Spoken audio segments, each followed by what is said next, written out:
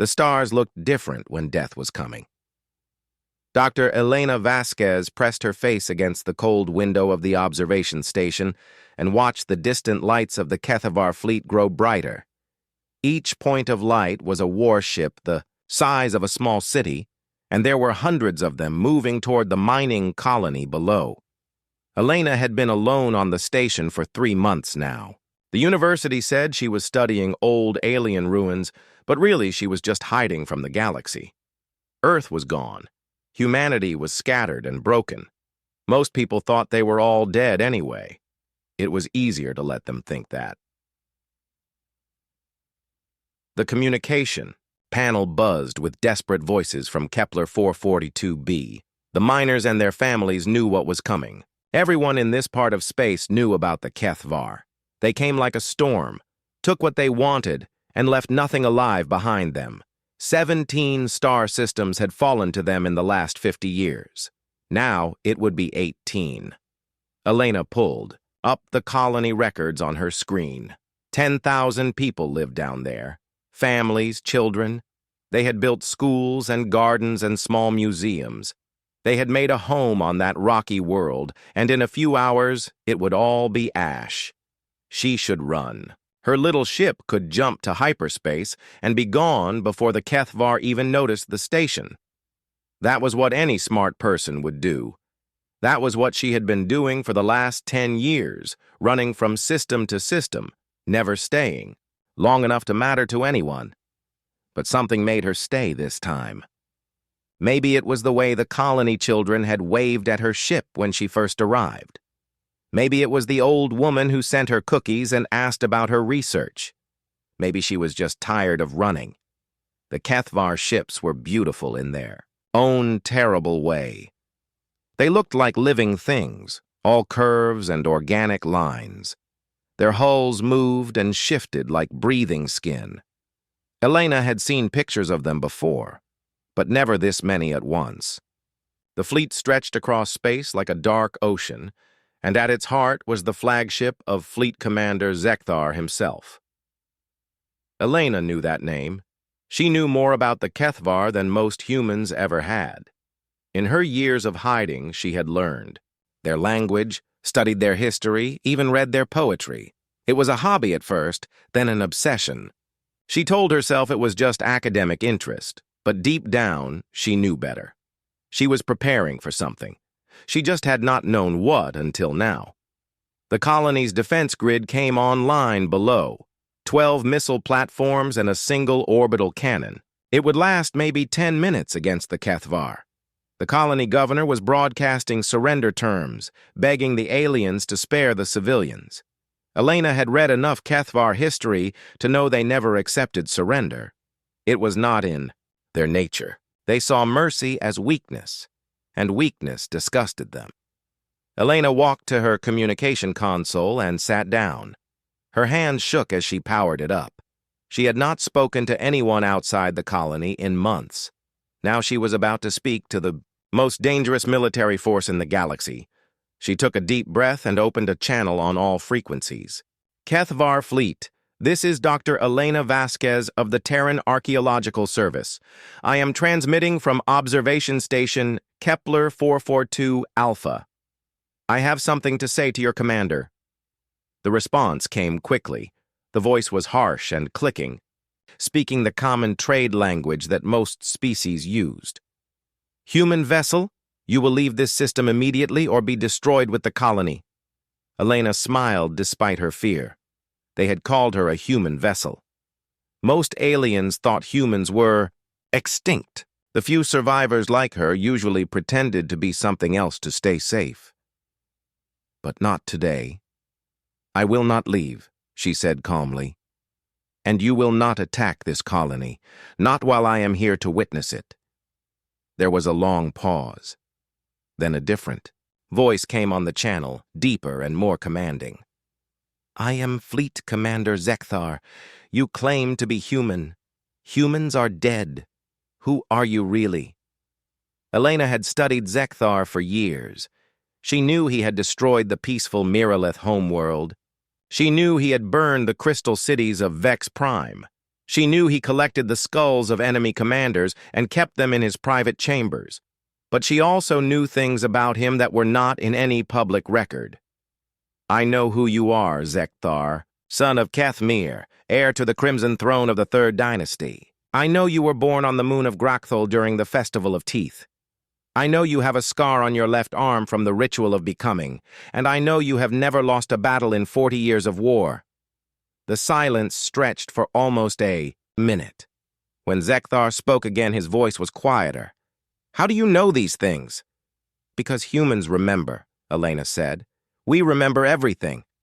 We remember the War of the Singing Stars, where your grandfather fought our ships near the Andromeda Gate. We remember the Treaty of Kessenal, which your people signed and then broke. We remember why the galaxy thinks we are dead, and we remember why we let them think it." More ships were moving in the Kethvar formation now. Elena could see them changing positions on her screens. They were surrounding her station, but they had stopped advancing on the colony. That was something, at least. "If humans still live, why do you hide?" Zekthar asked. "Your people were warriors once. They fought with honor, even when they lost." Elena stood up and walked back to the window. The Kethvar ships looked bigger now, close enough that she could see the weapon ports, glowing along their sides. "We hide because we learned something your people never did. We learned that sometimes the best way to win is not to fight at all." "Explain." "For 300 years, you have conquered world after world. You think strength means taking what you want by force. But humans learned a different kind of strength. We learned to watch and listen and remember. We learned patience. And we learned that sometimes the most powerful thing you can do is be very, very quiet." Elena could hear other voices in the background of the transmission now. Kethvar officers were talking in their own language, and she understood every word. They were nervous. The name human meant something to them that it did not mean to other species. Humans had fought the Kethvar before, long ago, and even though the humans had lost, it had not been an easy victory. "You are one small ship," Zekthar said. "Even if you are truly human, you cannot stop my fleet." Elena smiled again. She walked to her personal storage locker and pulled out something she had carried for 10 years but never used.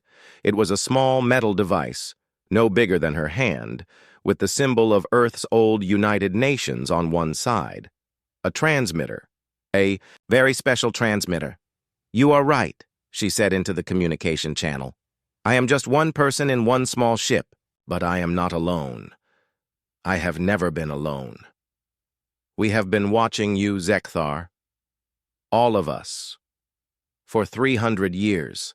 She activated the transmitter. A single pulse of energy shot out into hyperspace, carrying a message that had been prepared long ago.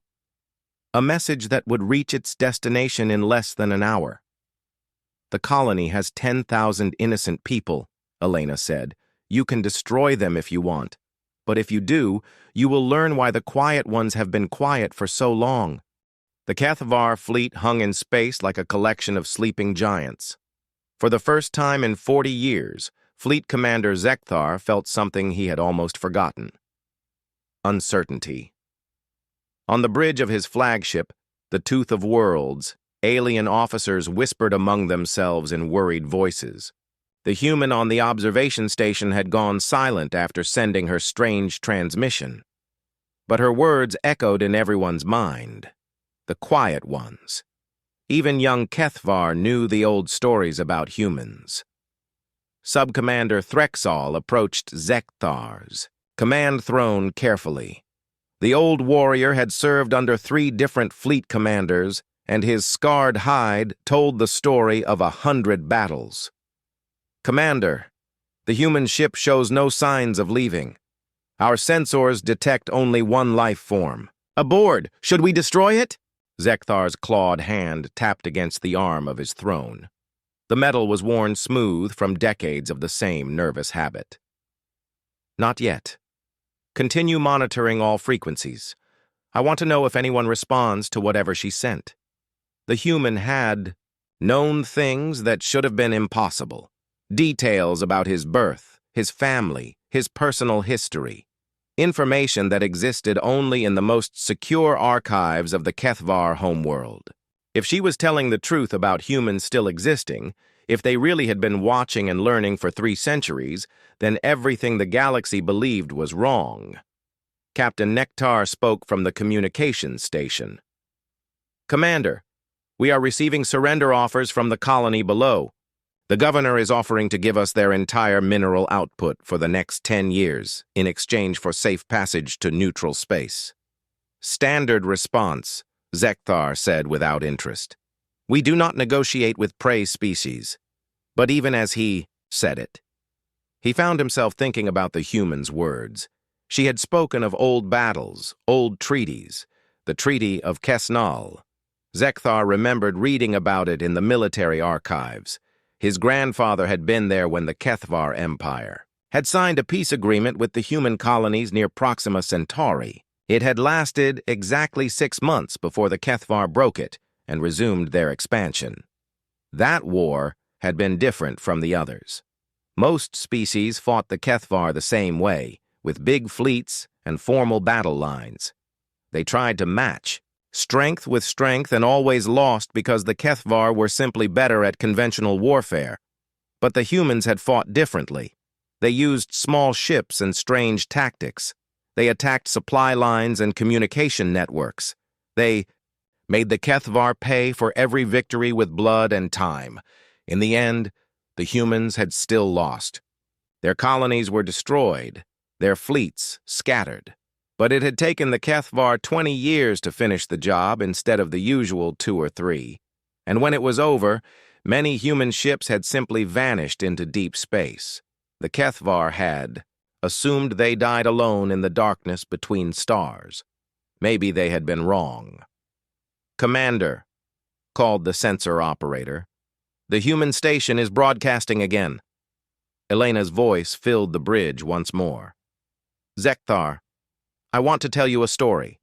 It is about a young Kethvar warrior named Gethmar who served under your command 30 years ago during the siege of Altair Station." Zekthar's blood went cold. Gethmar had been his aide during that campaign. A brilliant young officer who had died when human rebels destroyed a supply depot. There were no records of that battle outside of classified military files. How could she possibly know? "Gethmar was brave and honorable," Elena continued. "He believed in the Kethvar way of war. He thought strength meant conquering others. But during the siege, he started to have doubts. He saw your soldiers killing prisoners. He saw them burning hospitals and schools. He tried to speak to you about it, but you told him that mercy was weakness." Zekthar remembered that conversation. It had happened in his private quarters, with no recording devices active. Only he and Gethmar had been present. On the last day of the siege, Gethmar disobeyed your orders. He let a group of human civilians escape before the final bombardment. You never found out it was him. You thought it was just confusion in the battle. But we knew. We were watching. Gethmar died believing he had failed you, but he had actually saved 300 innocent lives. The bridge was completely silent now. Every officer was staring at the communication panel with wide eyes. Elena's voice remained calm and steady. "We remember Gethmar, Zekthar. We remember every Kethvar who showed mercy, who questioned orders, who chose compassion over conquest. There have been more than you think. Your people are not all monsters. Some of them are just afraid to be anything else." Zekthar stood up from his throne. His legs felt unsteady, but he kept his voice firm. "Human, how do you know these things? Where are your ships? Where are your weapons?" "Our weapons are all around you," Elena replied. "Our weapons are knowledge and patience and the ability to see the truth about who you really are. For 300 years, we have watched every battle you fought. We have studied every tactic you used. We know how you think, how you plan, how you make decisions. We know your weaknesses better than you do." Sub-Commander Threxal moved closer to Zekthar. Commander, this must be some kind of trick. Humans cannot have this kind of information. Perhaps it is the colony trying to buy time. But Zekthar was thinking about other battles now. Other campaigns where things had gone wrong for no clear reason. Supply ships that disappeared. Communication networks that failed at critical moments. Intelligence that turned out to be false. He had always blamed incompetence or bad luck. But what if it had been something else? You want proof that we still exist? Elena asked, as if she could read his thoughts. Very well. In 17 minutes, one of your scout ships will report a malfunction in its navigation system. The ship is the Blood of Enemies, currently positioned 3,000 kilometers off your port flank.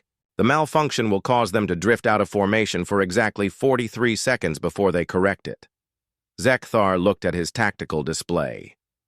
The Blood of Enemies was exactly where she said it would be, maintaining perfect position in the fleet formation.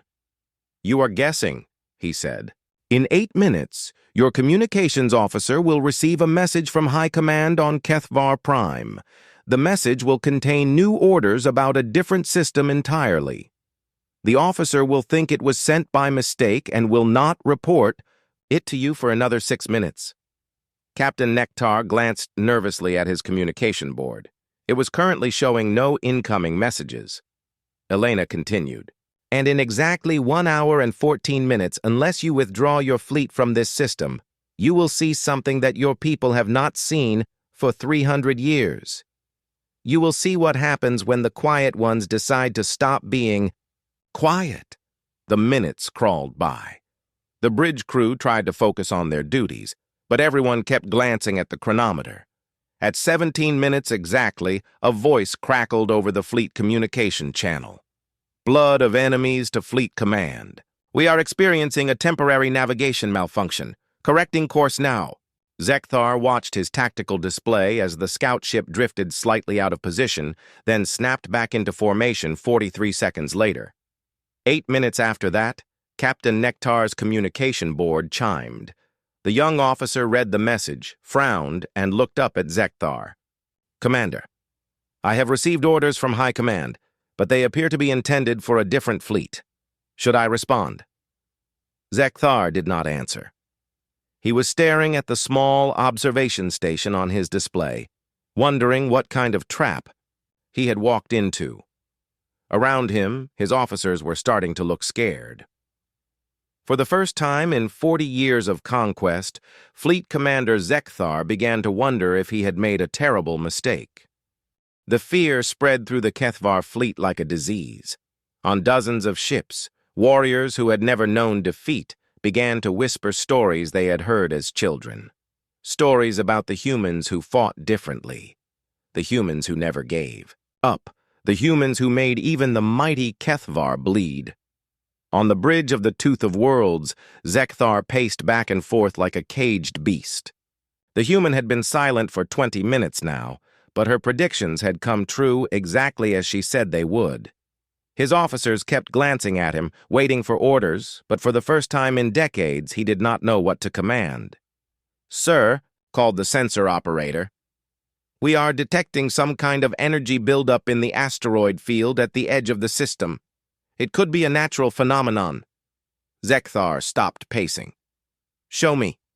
The main display changed to show the distant asteroid belt. Among the floating rocks, several spots were glowing with a strange blue light. The energy readings were unlike anything in the Kethvar database. Could be weapons charging, suggested Sub-Commander Threxall, but his voice lacked conviction. Or, it could be mining equipment, said another officer hopefully. Elena's voice suddenly filled the bridge again, making everyone jump. The lights you see are not weapons, Zekthar. They are memories. Each one marks the grave of a human ship that died fighting your ancestors 300 years ago. We put those markers there to remember. We put them everywhere we lost people. To your kind. Zekthar looked at the tactical display again. The glowing points formed a rough pattern, like the remains of a battle formation. You have been here all this time? Not here specifically, but watching. Always watching. Do you know how many systems you have conquered in the last 50 years, Zekthar? 17.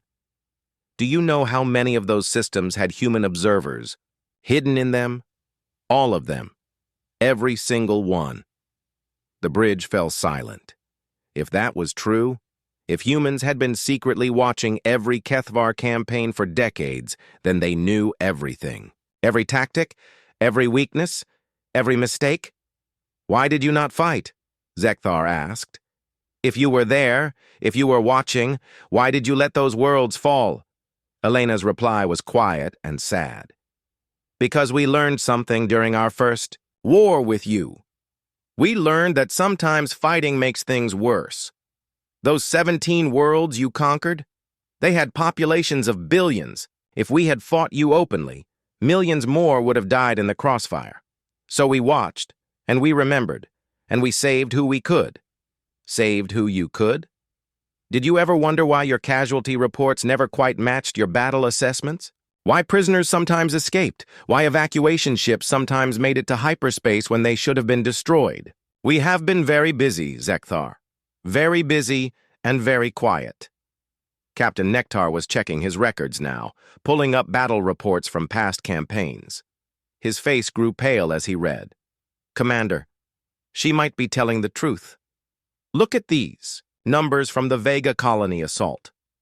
We estimated 15,000 civilian casualties, but the final count was only 8,000. Command blamed it on faulty intelligence. Zekthar felt something twist in his stomach. How many? How many? What, Commander? How many people did we miss? How many escaped because of human interference? Elena answered before his officers could. Over the last 50 years? Nearly 3 million souls, mostly civilians. Some soldiers who surrendered and who we thought deserved better than execution. We could not save everyone, but we saved who? We could! The number hit the bridge crew like a physical blow. 3 million people. 3 million lives that should have been lost to Kethvar conquest. Sub-Commander Threxal sat down heavily in his chair. Impossible, he whispered. Check your records, Elena suggested gently. Check all of them. Look for the small discrepancies, the minor inconsistencies, the times when things went just a little bit wrong for your forces and just a little bit right for your enemies. We have been there for all of it. Zekthar returned to his throne, but he did not sit down. His claws scraped against the metal armrest. What do you want, human? Why reveal yourself now? Why risk everything for this one small colony? Because we are tired, Zekthar. Tired of hiding. Tired of watching. Tired of saving people one ship at a time while you burn world after world. And because something has changed. What has changed? We found something. Something that makes hiding unnecessary. Something that makes us strong enough to stand in the open again. The energy readings from the asteroid field were growing stronger. Whatever was hidden out there among the old battlefields was waking. Zekthar's communication officer suddenly looked up from his station with wide eyes. Commander, I am receiving signals from across the galaxy. Dozens of them. All on frequencies we have never seen before. What kind of signals? They are using human military codes, sir. Old ones from the war 300 years ago. The signals are coming from every system where we have active fleets. Elena's voice carried a note of satisfaction. Every system, Zekthar. We told you we were everywhere. My transmission 1 hour ago was not just a message, it was a wake-up call. All across the galaxy, humans who have been hiding and watching are now revealing themselves. Your other fleets are having conversations very similar to this one. The tactical display updated to show new contacts appearing throughout the local star systems. Ships that had been invisible to Kethvar sensors were suddenly broadcasting their positions.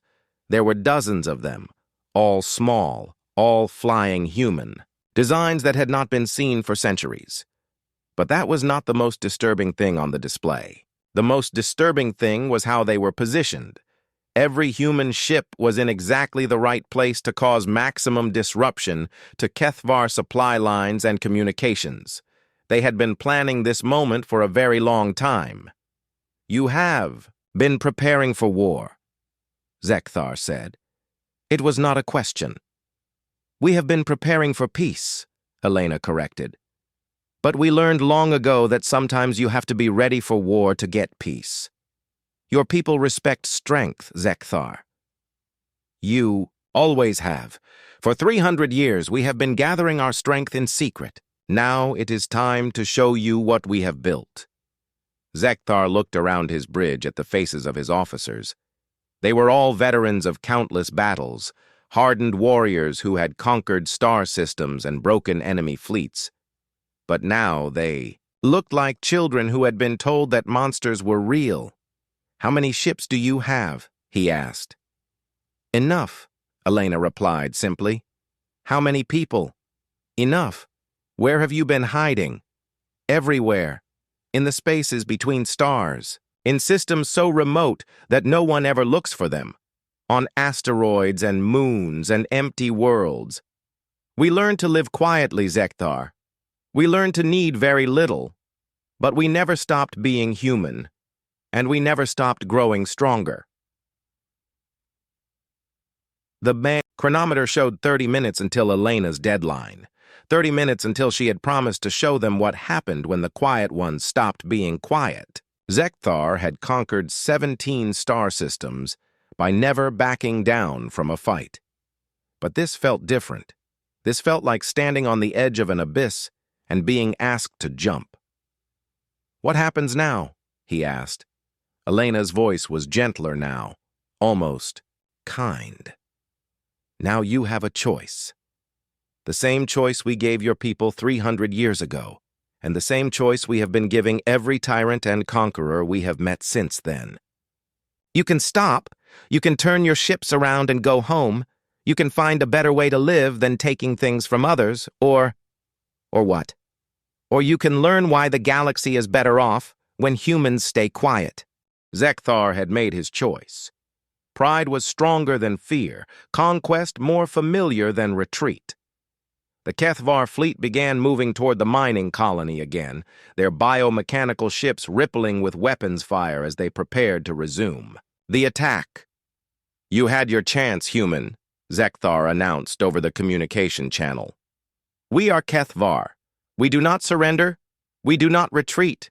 We do not fear extinct species and empty threats." On her observation station, Elena Vasquez watched the massive fleet advance and felt a deep sadness settle in her chest.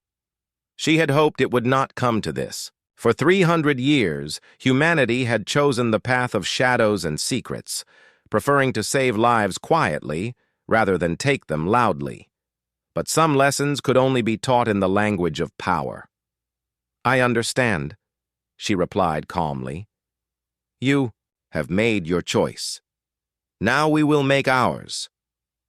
Elena walked to her personal storage locker and pulled out a second device.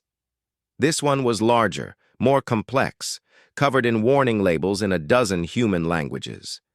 She had carried it for 10 years, hoping she would never need to use it. But her orders had been clear. If humanity was ever forced into the open, if their long secret was ever revealed, they were to hold nothing back. She activated the device. Across the galaxy, similar devices activated on 100 other ships. The signal they sent was older than the Kethvar Empire, older than most of the current galactic civilizations. It was a recall signal, designed to bring home a fleet that had been scattered to the far corners of space 3 centuries ago. The response was immediate.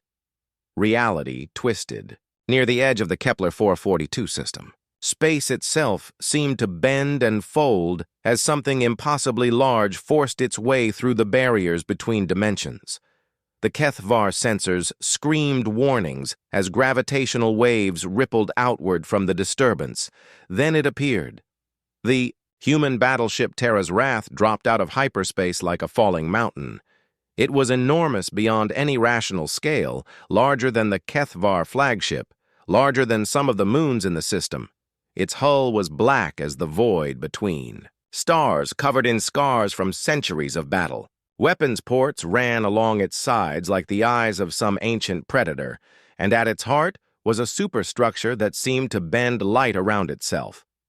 On the bridge of the Tooth of Worlds, every alarm was sounding at once. The tactical display could barely render the human ship. It was so large that the computer kept revising its size estimates upward. "Impossible," breathed Subcommander Threxal. "Nothing that large could move. Nothing that large could even exist." But it was not alone. More tiers in space opened around the system's edge. Smaller human ships began appearing, each one sleek and deadly, each one flying in perfect formation. Despite having come from different corners of the galaxy, they moved with a precision that the organic Kethvar vessels could never match, like parts of a single vast machine. Zekthar tried to count them and gave up. There were hundreds, maybe thousands. Ships of sizes and designs he had never seen, carrying weapons that his sensors could not even identify. The human fleet arranged itself around the Kethvar forces like a closing fist. "This is Captain Sarah Chen of the Terran Defense Force," a new voice announced over the communication channels. "I am speaking to the commander of the Kethvar fleet. You have 30 seconds to power down your weapons and withdraw from this system." Zekthar found his voice, though it came out as more of a growl.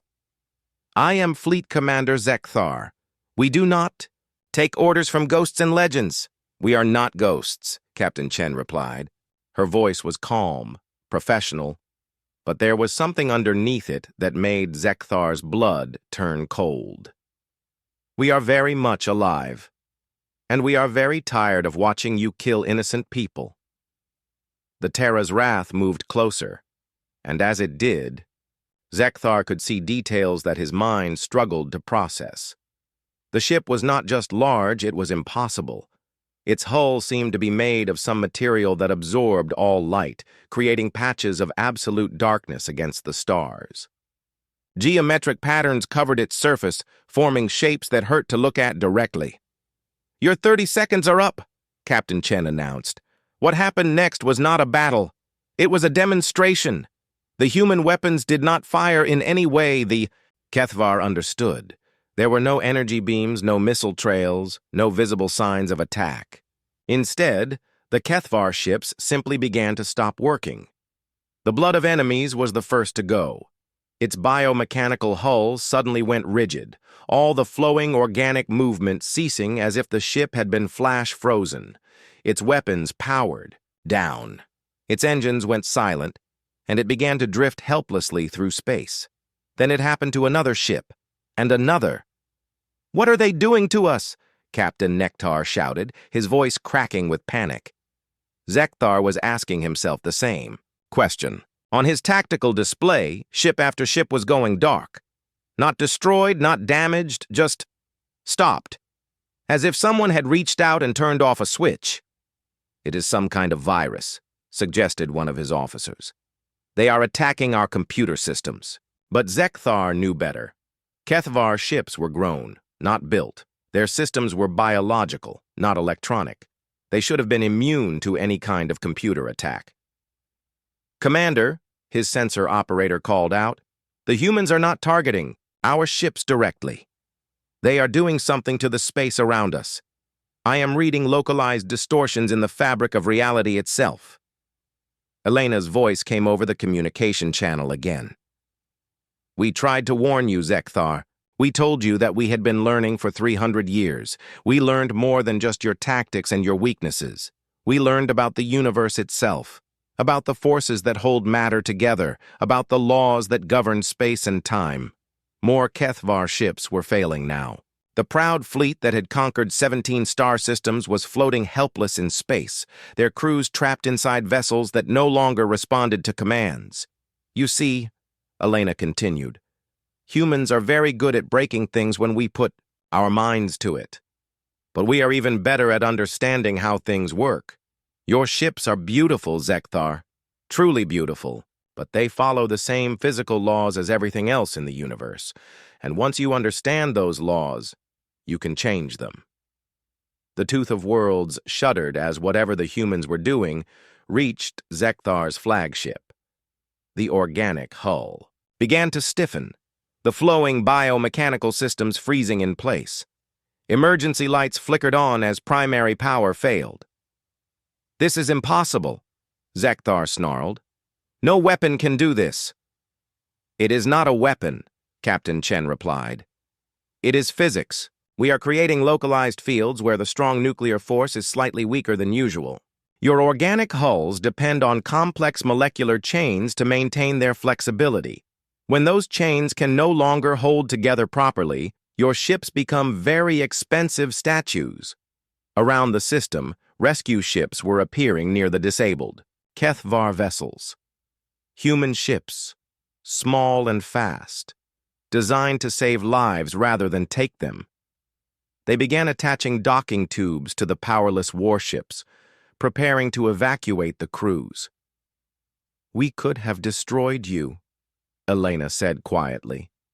"All of you. Your entire fleet could have been turned to dust in the space of a heartbeat. But we do not want to be destroyers, Zekthar. We want to be gardeners. We want to plant things that grow instead of burning things that already exist." Zekthar slumped in his command throne as his flagship continued to fail around him. Through the viewing ports, he could see human ships moving through his fleet like shepherds among lost sheep. They were not attacking the helpless Kethvar vessels. They were protecting them. "What do you want from us?" he asked, and for the first time in 40 years, his voice held no anger. Only exhaustion. "We want you to go home," Captain Chen replied. "We want you to tell your people what you have seen here. We want you to spread the word that humanity has returned to the galaxy, and we will not permit genocide on our watch. And if we refuse, if we return with a larger fleet," Elena answered, "that question, then you will learn what happens when gardeners are forced to become exterminators. The choice, as always, is yours." The rescue operation took 6 hours. 6 hours of careful, precise work as human ships docked with every disabled Kethvar vessel and evacuated their crews. Not a single alien life was lost. Not a single human weapon was fired in anger. It was the most thorough defeat in galactic history, and it happened without spilling a drop of blood. Zekthar stood on the bridge of the human transport ship Gentle Current and watched his fleet through the viewing port. The massive Kethvar warships floated motionless in space like sleeping giants, their biomechanical hulls rigid and lifeless. In a few days, the effect would wear off and the ships would return to normal.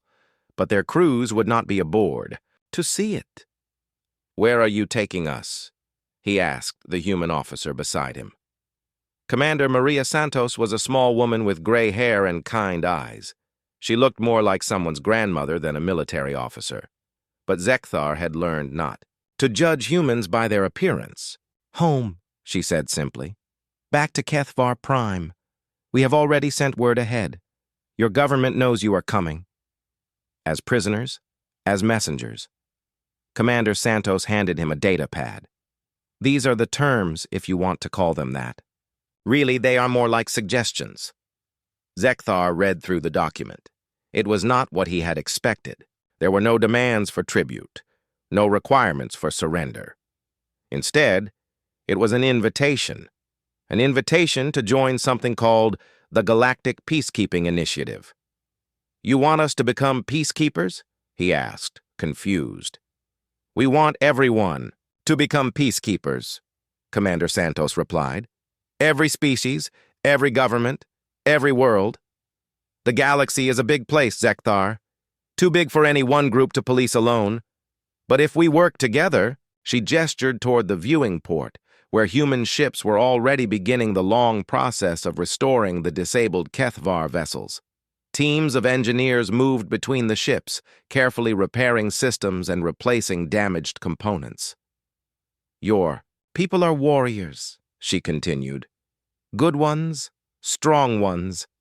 But you have been fighting the wrong battles. Instead of conquering worlds, you could be protecting them. Instead of spreading fear, you could be spreading hope. Zekthar looked down at the datapad again. The terms were surprisingly generous. The Keth of our empire would keep its territory, keep its government, keep its military. They would just redirect their efforts toward helping others instead of destroying them. And if we refuse? Commander Santos's expression did not change, but something shifted in her eyes. Then you will discover that humans can be very creative when it comes to stopping people who hurt others. What you saw today was just a demonstration, Zekthar, a very gentle one. Through the transport's communication system, Zekthar could hear reports coming in from across the galaxy. Other Kethvar fleets, other commanders, all reporting the same thing. Human ships appearing from nowhere, weapons that could not be understood or countered. Defeats so complete that they barely qualified as battles. In the span of a single day, the Kethvar Empire had gone from being the most feared military force in the galaxy to being a collection of stranded soldiers waiting for rides home. But the reports also spoke of something else: humanitarian aid, medical supplies being delivered to worlds the Kethvar had attacked, refugee ships being escorted to safety, construction fleets working to rebuild damaged colonies. The humans were not just ending wars, they were healing the wounds that those wars had left behind. "How long have you been planning this?" Zekthar asked. 300 years, Commander Santos replied. "Ever since your people first taught us what happened when we tried to fight wars the old way, we decided there had to be a better approach. And you think this will work? You think the galaxy will just accept human authority?" Commander Santos smiled. "We do not want authority, Zekthar. We want cooperation. There is a difference." The transport ship shuddered slightly as it entered hyperspace. Through the viewing port, the stars stretched into lines of light as they began the journey back to Kethvar Prime. Behind them, the mining colony on Kepler 442b was safe. 10,000 people would wake up tomorrow in their own beds instead of dying in the darkness of space. "Tell me about Elena Vasquez," Zekthar said suddenly. "The human on the observation station. She started all of this." "Dr. Vasquez is a remarkable woman," Commander Santos replied.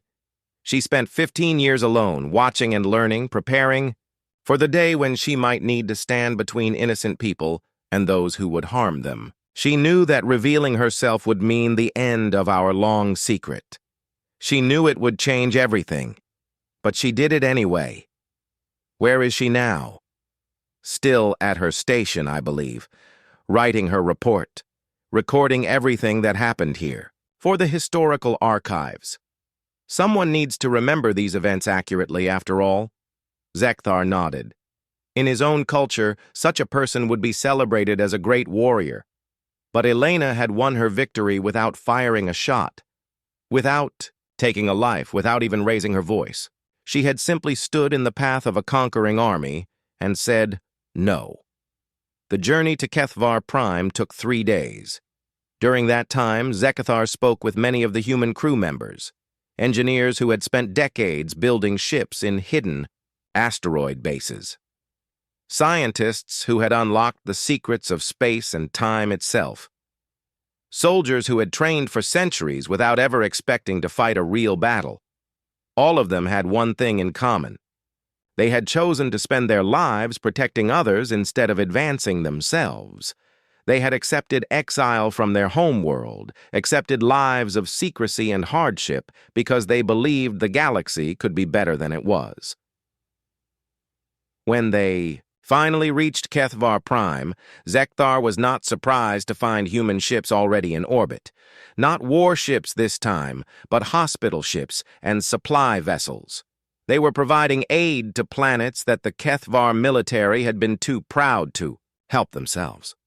The landing was quiet. No crowds, no ceremonies, no grand speeches. Just a tired old warrior walking down a transport ramp to face the consequences of his choices. High Commander Vextal was waiting for him at the spaceport.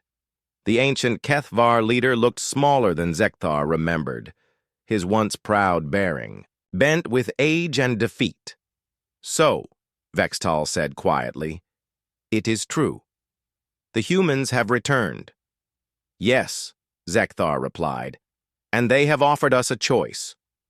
What kind of choice? Zekthar handed him the datapad with the human terms. Vextal read through them slowly, his old eyes widening with each line. They want us to help them? He asked in disbelief.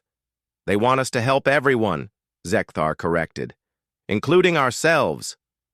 Vextal was quiet for a long moment. Around them, the sounds of the spaceport continued. Ships landing and taking off, cargo being loaded and unloaded, life going on as it always had. But something fundamental had changed. The age of conquest was over. Can we trust them? Vextal asked finally. Zekthar thought about Elena Vasquez. Alone on her observation station, choosing to reveal 300 years of secrets rather than let innocent people die. He thought about Commander Santos and her quiet kindness. He thought about the human rescue teams who had risked their lives to save Kethvar soldiers who had come to kill their people. Yes, he said. I think we can. 6 months later, the first joint human Kethvar peacekeeping mission launched from Kepler 442b. The mining colony had been rebuilt and expanded, becoming a training center for the new Galactic Peacekeeping Initiative. Former conquerors worked alongside their former enemies, learning to build instead of destroy. Elena Vasquez remained at her observation station, but she was no longer alone. Students came from across the galaxy to learn from the woman who had ended an age of war with nothing but words and courage. And in the quiet spaces between stars, humanity continued its work. Watching, protecting, remembering. The galaxy had learned an important lesson about the power of those who choose to remain. Silent until silence is no longer enough. The quiet ones were quiet no more.